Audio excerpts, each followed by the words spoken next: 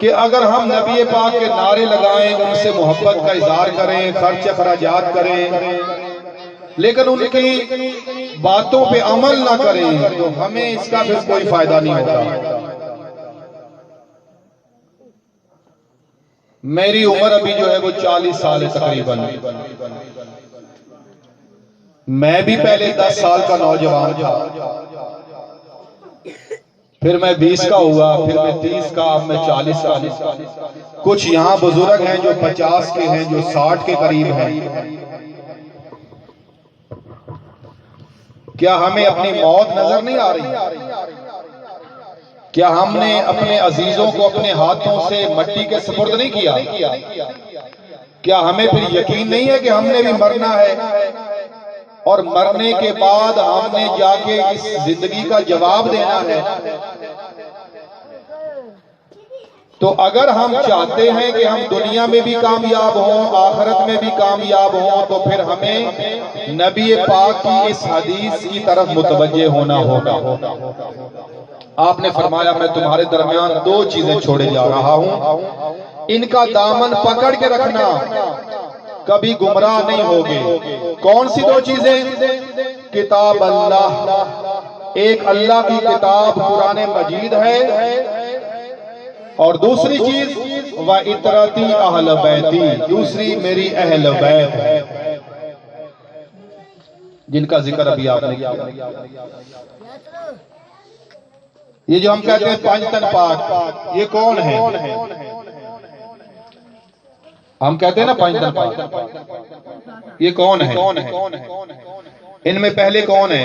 پہلے ہیں حضرت محمد مصطفیٰ صلی اللہ علیہ وآلہ وسلم۔ میں بچوں کے لیے بتا رہا ہوں، بڑوں کو تو پتا ہے۔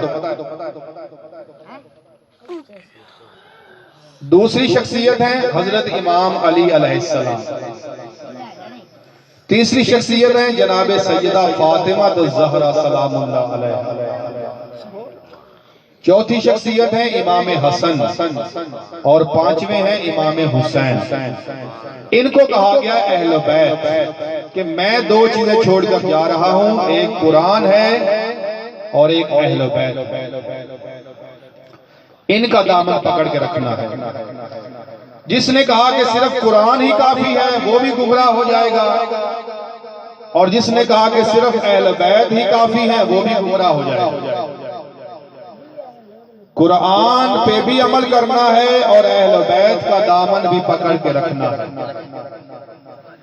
ان دونوں گراں قدر چیزوں کا آپس میں اختلاف نہیں ہے، یہ دونوں کا حکم ایک ہی ہے، اختلاف نہیں ہے۔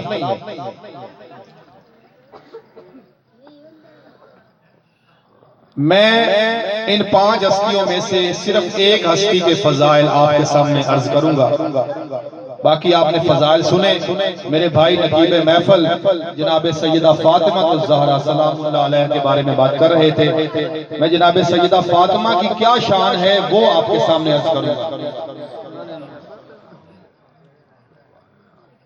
صحابہ کرام حضرت عمر رضی اللہ تعالی عنہ فرماتے ہیں کہ ہم صحابہ جب نبی پاک کی بارگاہ میں حاضر ہوتے، توجہ رکھیے گا، نبی پاک کے بعد ان کی آل پاک اور ان کی آل پاک کے بعد جو بڑا مقام ہے وہ صحابہ کرام کا ہے، اس کے بعد پھر بزرگان دین ہیں۔ حضرت عمر فرماتے ہیں کہ جب بھی ہم نبی پاک کی بارگاہ میں حاضر ہوتے تو ہم نبی پاک سے اس طرح عرض کرتے، کیا کہتے ہیں؟ کیا عرض کرتے؟ ہم کہتے فدا کا ابی و امی یا رسول اللہ، اے اللہ کے رسول، آپ کوئی بڑا نہیں ہوتا۔ صحابہ کیسے کہتے کہ یا رسول اللہ آپ پر ہمارے ماں باپ کیا ہو جائیں؟ قربان ہو جائیں۔ لیکن جب سیدہ فاطمہ الزہرا سلام اللہ علیہ تشریف لاتی تو نبی پاک کیا کرتے؟